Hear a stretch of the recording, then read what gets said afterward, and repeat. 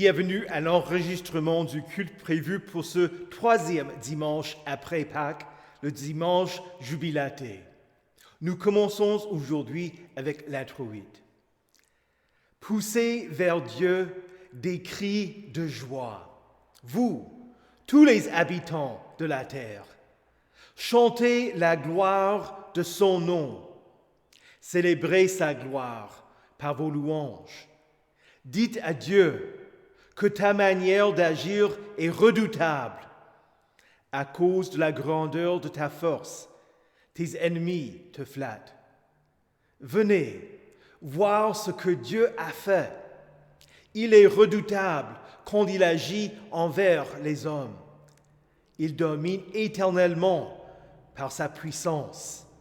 Ses yeux observent les nations. Peuple, bénissez notre Dieu. Faire retentir sa louange.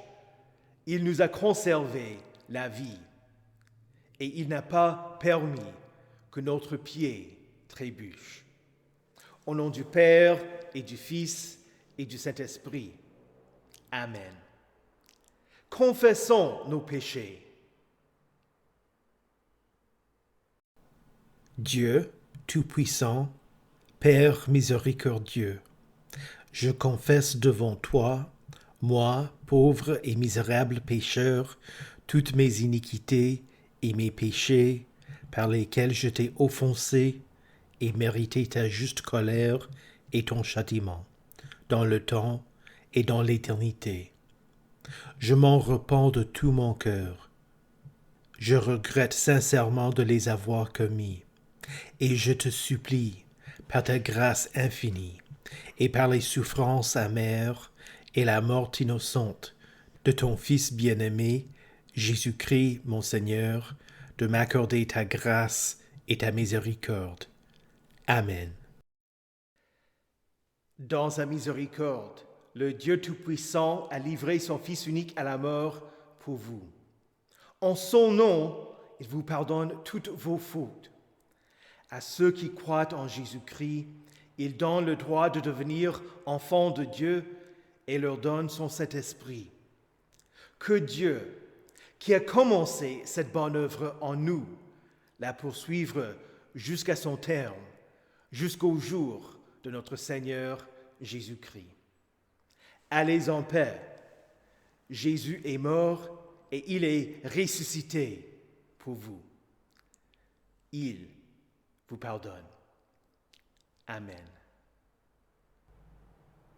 Prions. Seigneur Dieu, c'est par l'abaissement de ton Fils que tu as révélé l'humanité déchue. Accorde donc à tes fidèles une allégresse infinie. Tu les as arrachés au danger d'une mort éternelle. Fais-les parvenir aux joies de ton royaume, par Jésus-Christ, ton Fils, notre Seigneur, qui vit et règne avec toi et le Saint-Esprit, un seul Dieu, maintenant et pour les siècles des siècles. Amen. La première lecture pour ce dimanche jubilaté se trouve dans le livre des Actes des Apôtres, le chapitre 3, les versets 13 à 21. Pierre dit, « Le Dieu d'Abraham, d'Isaac et de Jacob, le Dieu de nos ancêtres, a révélé la gloire de son serviteur Jésus. C'est lui que vous avez fait arrêter et renier devant Pilate, qui était, lui, d'avis de le relâcher. Mais vous avez renié celui qui était saint et juste, et vous avez demandé qu'on vous accorde la grâce d'un meurtrier. Vous avez fait mourir le prince de la vie que Dieu a ressuscité. Nous en sommes témoins. C'est par la foi en son nom qu'il a raffermi celui que vous voyez et connaissez. C'est la foi en Jésus qui a donné à cet homme une entière guérison en présence de vous tous. Maintenant, frères, je sais que vous avez agi par ignorance, tout comme vos chefs. Mais Dieu a ainsi accompli ce qu'il avait annoncé d'avance par la bouche de tous les prophètes, à savoir que son Messie devait souffrir. Changez donc d'attitude et convertissez-vous pour que vos péchés soient effacés. Alors, des temps de rafraîchissement viendront de la part du Seigneur, et il enverra le Messie qui vous était destiné, Jésus. C'est lui que le ciel doit accueillir jusqu'au moment de la restauration totale dont Dieu a parlé depuis longtemps par la bouche de tous ses 7 prophètes. Ici prend fin la première lecture. La lecture de l'Épître se trouve dans 1 Jean, au chapitre 1 et 2. Ce qui était dès le commencement, ce que nous avons entendu, ce que nous avons vu de nos yeux, ce que nous avons contemplé et que nos mains ont touché concernant la parole de la vie, nous vous l'annonçons. La vie, en effet, s'est manifestée. Nous l'avons vue, nous en sommes témoins et nous vous l'annonçons, cette vie éternelle qui était auprès du Père et qui s'est manifestée à nous. Ce que nous avons vu et entendu, nous vous l'annonçons à vous aussi, afin que vous aussi, vous soyez en communion avec nous. Or, c'est avec le Père et avec son Fils Jésus-Christ que nous sommes en communion. Et nous vous écrivons cela afin que notre joie soit complète. Voici le message que nous avons entendu de lui et que nous vous annonçons. Dieu est lumière et il n'y a pas de ténèbres en lui. Si nous disons que nous sommes en communion avec lui tout en marchant dans les ténèbres, nous mentons et nous ne mettons pas la vérité en pratique. Mais si nous marchons dans la lumière, tout comme Dieu lui-même est dans la lumière, nous sommes en communion les uns avec les autres, et le sang de Jésus-Christ, son Fils, nous purifie de tout péché. Si nous disons que nous n'avons pas de péché, nous nous trompons nous-mêmes, et la vérité n'est pas en nous. Si nous reconnaissons nos péchés, il est fidèle et juste pour nous les pardonner et pour nous purifier de tout mal. Si nous disons que nous n'avons pas péché, nous faisons de Dieu un menteur et sa parole n'est pas en nous. Mes petits enfants, je vous écris cela afin que vous ne péchiez pas. Mais si quelqu'un a péché, nous avons un défenseur auprès du Père, Jésus-Christ le juste. Il est lui-même la victime expiatoire pour nos péchés, et non seulement pour les nôtres, mais aussi pour ceux du monde entier. Ici prend fin la lecture de l'Épître. Écoutez enfin avec attention et recueillement l'Évangile selon Luc au chapitre 24. Il parlait encore quand Jésus lui-même se présenta au milieu d'eux et leur dit « Que la paix soit avec vous ». Saisis de frayeur et d'épouvante, ils croyaient voir un esprit. Mais il leur dit « Pourquoi êtes-vous troublés et pourquoi de pareilles pensées surgissent-elles dans votre cœur? Regardez mes mains et mes pieds, c'est bien moi. Touchez-moi et regardez. Un esprit n'a ni chair ni os, comme, vous le voyez bien, j'en ai. » En disant cela, il leur montra ses mains et ses pieds. Cependant, dans leur joie, ils ne croyaient pas encore et ils étaient dans l'étonnement. Alors, il leur dit, « Avez-vous ici quelque chose à manger? » Ils lui présentèrent un morceau de poisson grillé et un rayon de miel. Il en prit et mangea devant eux. Puis il leur dit, « C'est ce que je vous disais lorsque j'étais encore avec vous. Il fallait que s'accomplisse tout ce qui est écrit à mon sujet dans la loi de Moïse, dans les prophètes et dans les psaumes. » Alors il leur ouvrit l'intelligence, afin qu'ils comprennent les Écritures, et il leur dit, « Ainsi, il était écrit, et il fallait que cela arrive, que le Messie souffrirait, et qu'il ressusciterait le 3e jour, et que la repentance et le pardon des péchés seraient prêchés en son nom à toutes les nations, à commencer par Jérusalem. Vous êtes témoins de ces choses. Et voici que j'enverrai sur vous ce que mon Père a promis. Quant à vous, restez dans la ville de Jérusalem jusqu'à ce que vous soyez revêtus de la puissance d'en haut. Ici prend fin la lecture de l'Évangile. Heureux. Confessons notre foi. Je crois en Dieu, le Père Tout-Puissant, Créateur du ciel et de la terre. Je crois en Jésus-Christ, son Fils unique, notre Seigneur, qui a été conçu du Saint-Esprit et qui est né de la Vierge Marie. Il a souffert sous Ponce Pilate, il a été crucifié, il est mort, il a été enseveli, il est descendu aux enfers. Le troisième jour, il est ressuscité des morts, il est monté au ciel, il siège à la droite de Dieu, le Père Tout-Puissant, et il viendra de là pour juger les vivants et les morts. Je crois au Saint-Esprit, la Sainte Église universelle, la communion des saints, la rémission des péchés, la résurrection de la chair et la vie éternelle. Amen.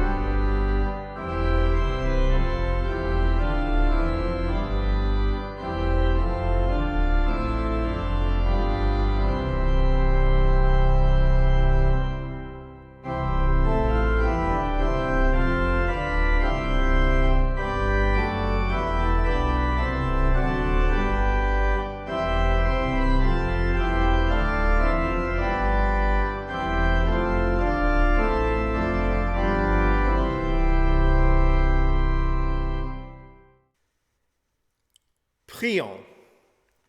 Seigneur Jésus, Prince de la vie, ton serviteur Pierre prêcha au temple la bonne nouvelle de ta résurrection dont il avait été témoin. Que cette prédication nous prépare pour la restauration totale et les temps de rafraîchissement qui viendront quand tu reviendras en gloire, toi qui vis et règnes avec le Père et le Saint-Esprit, un seul Dieu, maintenant et pour les siècles des siècles. Amen. Alléluia. Christ est ressuscité. Il est vraiment ressuscité. Alléluia. Le texte pour ce sermon est le deuxième sermon de Pierre, qui se trouve dans le 3e chapitre des Actes des Apôtres. C'était une homélie complètement imprévue. Pierre et Jean étaient toujours à Jérusalem après la Pentecôte et montaient au temple à l'heure de la prière des Juifs, vers 15 heures. Là, ils rencontrèrent un mendiant. Cet homme était dans une situation difficile. Chaque jour, ont amené ce boiteux de naissance qui avait plus de 40 ans à la porte du temple pour qu'il demande l'aumône à ceux qui y entraient pour l'heure des prières. Il était connu parmi ceux qui le voyaient à la porte belle chaque après-midi. Il est probable que certains fidèles eurent pitié de lui régulièrement. Quand des étrangers à Jérusalem montaient au temple, c'était un moment opportun pour un mendiant de recevoir un petit quelque chose d'un pèlerin pour qui l'aumône était un aspect de sa foi. L'homme boiteux vit Pierre et Jean sur le point d'entrer. Ils devinrent sa cible et il leur demanda l'aumône.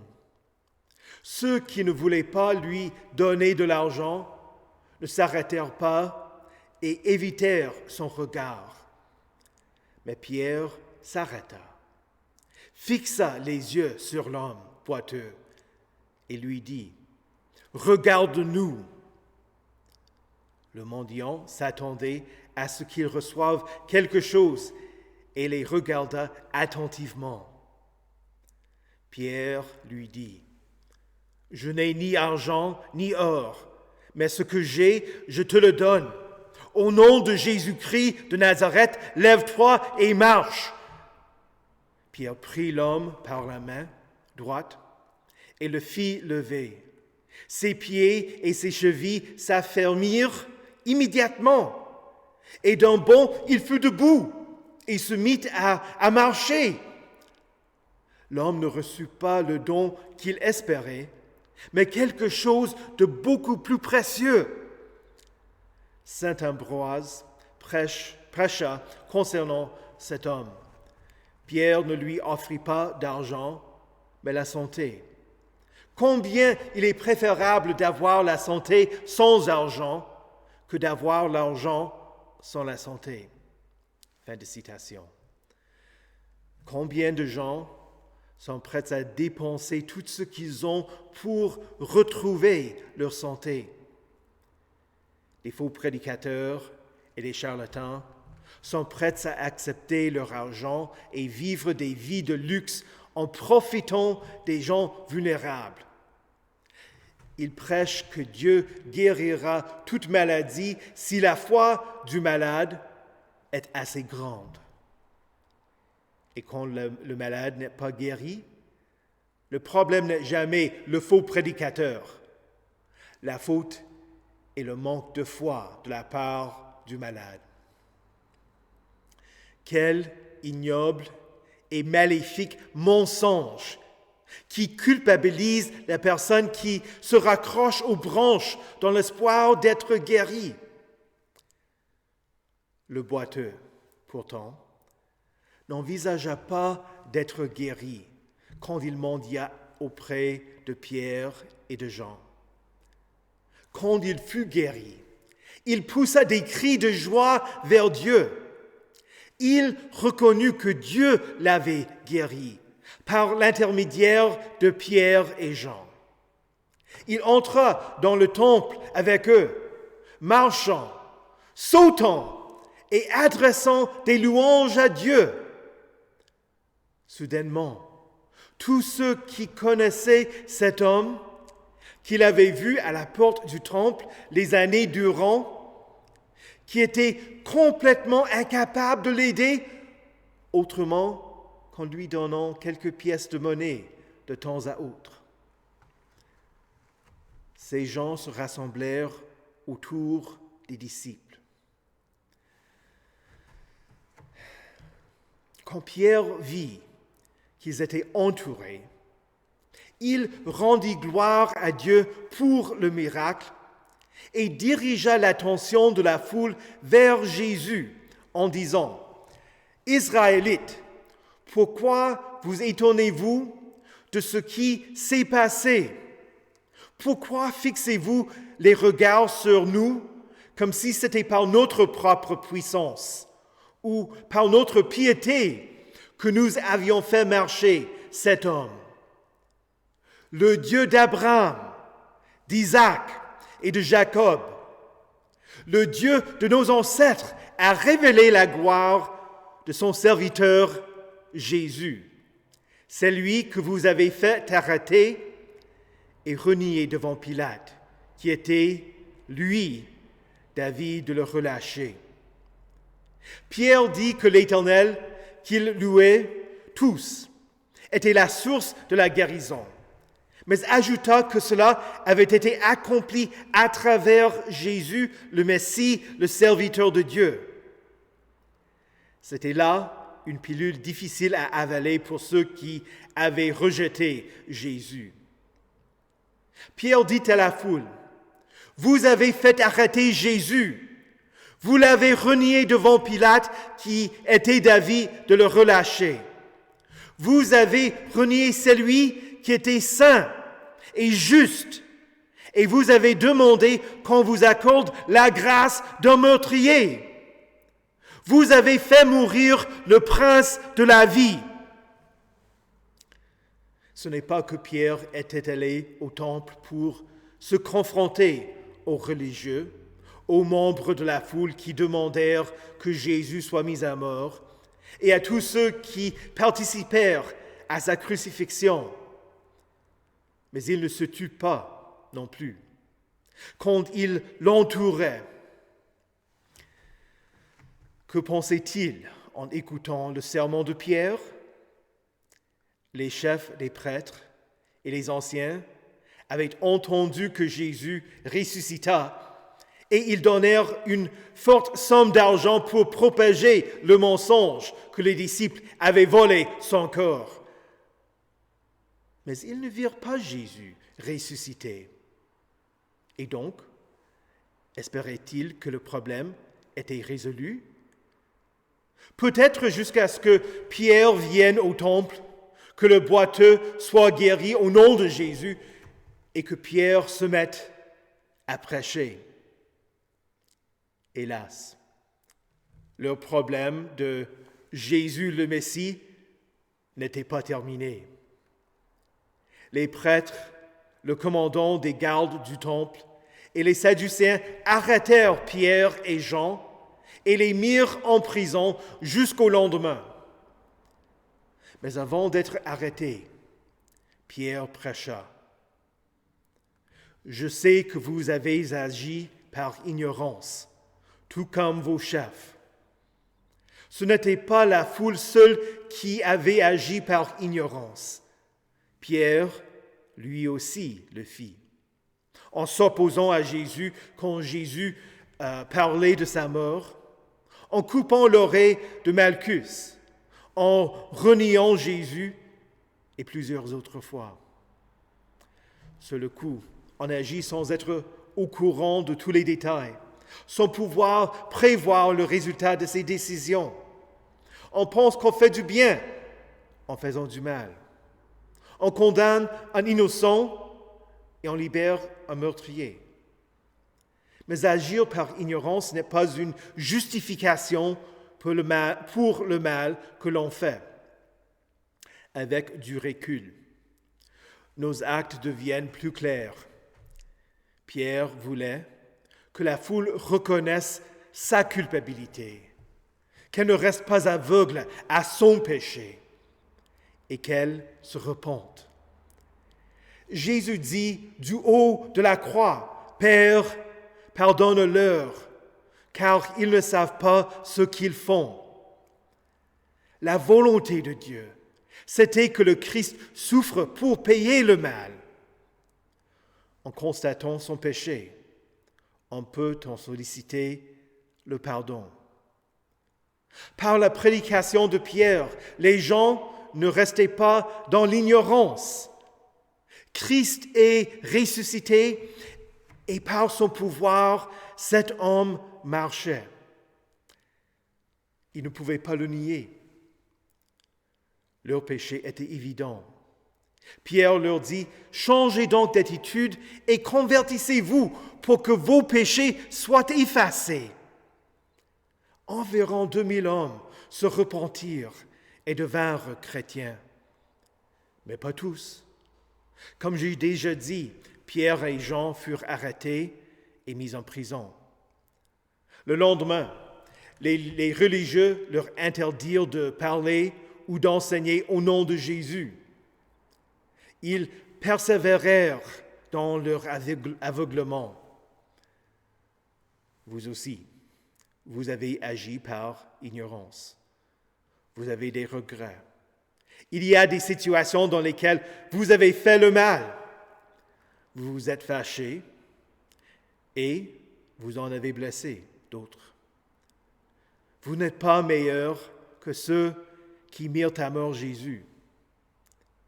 Dire « je ferai mieux la prochaine fois » ne vous absout pas de vos péchés. La parole de réconfort pour vous est la suivante. Changez donc d'attitude et convertissez-vous pour que vos péchés soient effacés.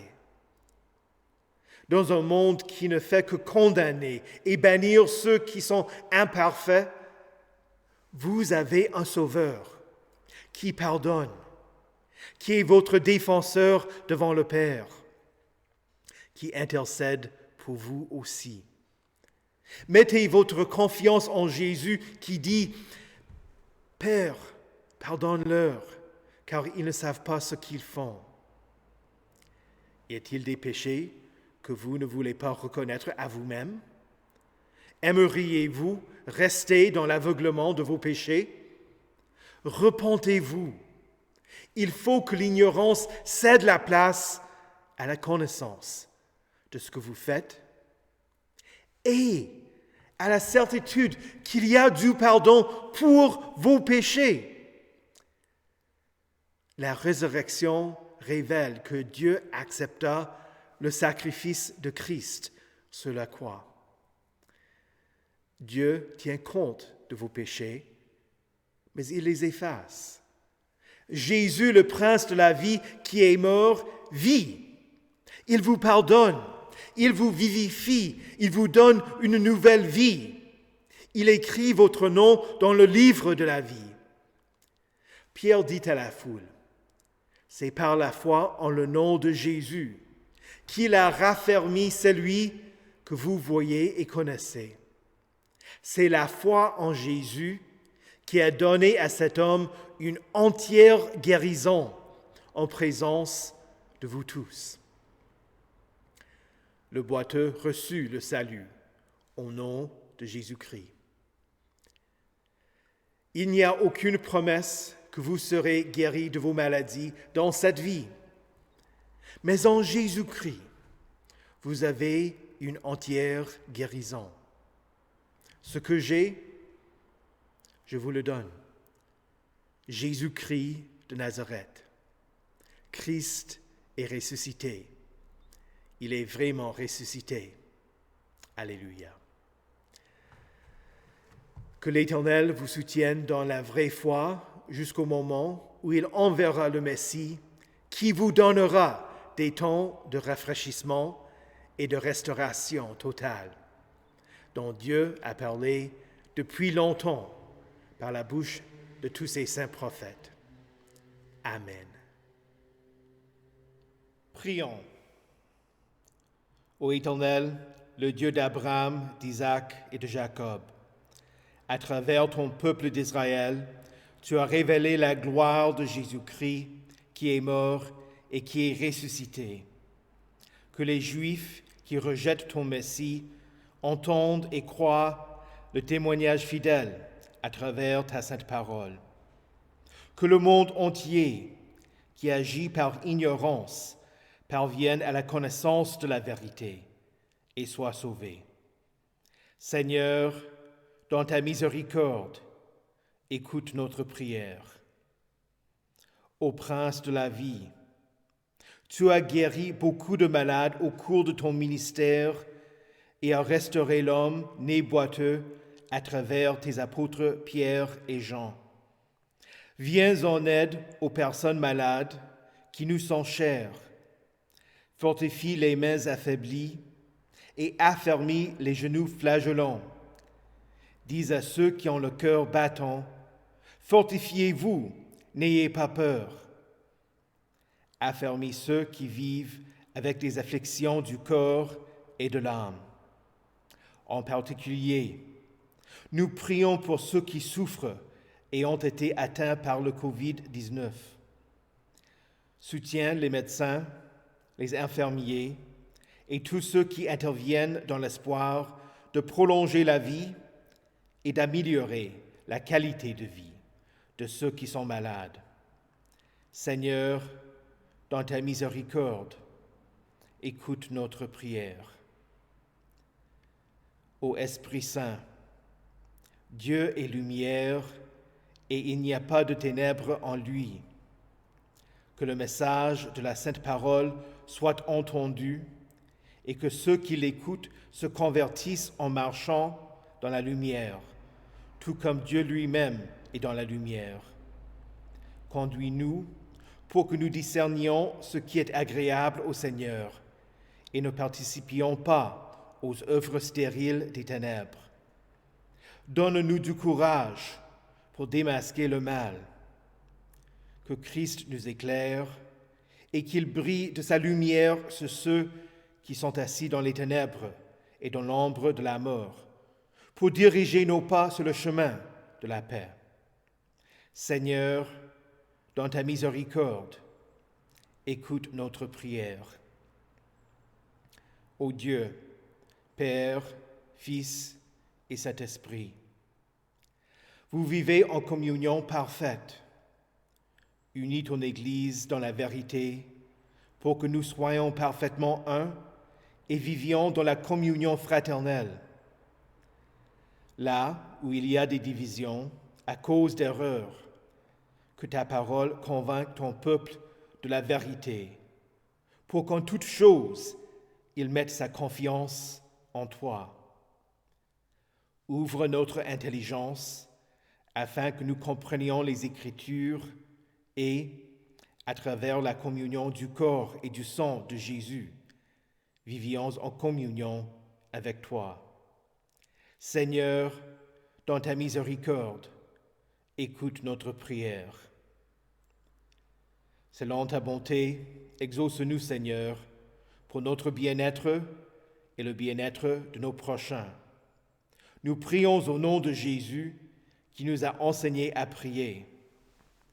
Notre Père qui es aux cieux, que ton nom soit sanctifié, que ton règne vienne, que ta volonté soit faite sur la terre comme au ciel. Donne-nous aujourd'hui notre pain de ce jour. Pardonne-nous nos offenses, comme nous pardonnons aussi à ceux qui nous ont offensés. Et ne nous laisse pas entrer en tentation, mais délivre-nous du mal. Car c'est à toi qu'appartiennent le règne, la puissance et la gloire, au siècle des siècles. Amen. Recevez la bénédiction de l'Éternel. Que le Seigneur vous bénisse et vous garde. Que le Seigneur fasse luire sa face sur vous et qu'il vous accorde sa grâce. Que le Seigneur tourne son visage vers vous et vous donne sa paix. Amen.